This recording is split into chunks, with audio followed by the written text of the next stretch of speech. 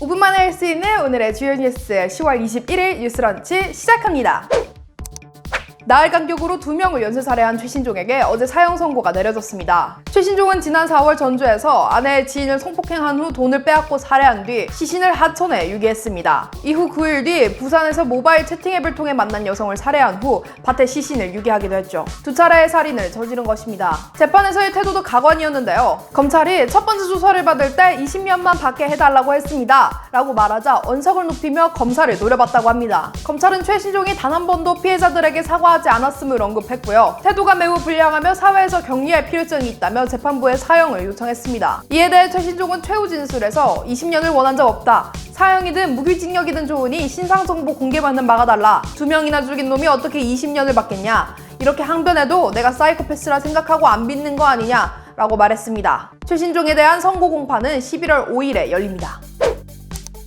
1983년 운전을 시작한 원전, 월성 1호기가 결국 해체 수순을 밟습니다. 2018년 한국수력원자력은 월성 1호기를 조기 폐쇄하겠다는 결정을 내렸는데요. 국회는 2019년 이 같은 결정에 대해 감사를 요구했고 감사원은 같은 해 조사에 착수했습니다. 그 결과 1년 만에 이번 국정감사에서 나온 겁니다. 결론은 한수원이 원전을 계속 가동할 때의 경제성을 불합리하게 낮게 평가했다. 비용은 많이 잡고 수익은 적게 잡았다 라는 겁니다. 하지만 이것만으로 조기 폐쇄가 잘못되었다는 결론을 낼 수는 없다고 했습니다. 폐쇄는 경제성뿐만 아니라 안정성과 지역 수용성까지 고려한 결과이기 때문입니다. 그러면서 이 결정 자체가 누군가의 이득을 위한 것이 아니라고 강조했습니다. 국회가 이렇게 타당성을 판단하기 어렵다라고 결정을 내림에 따라 한수원은 예정대로 해체 작업을 진행하기로 했습니다. 해체는 2032년에 가서야 마무리될 것으로 보입니다.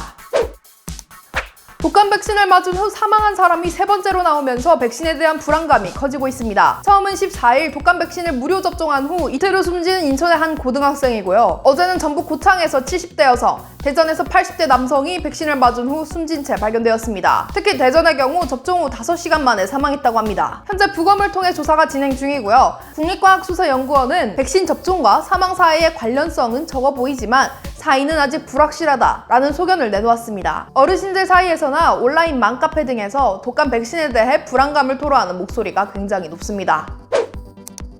오늘의 주요 뉴스는 여기까지입니다. 내일의 주요 뉴스도 알고 싶다면 구독과 좋아요, 알림 설정까지 부탁드립니다. 그럼 우리는 다음 시간에 만나요. 안녕!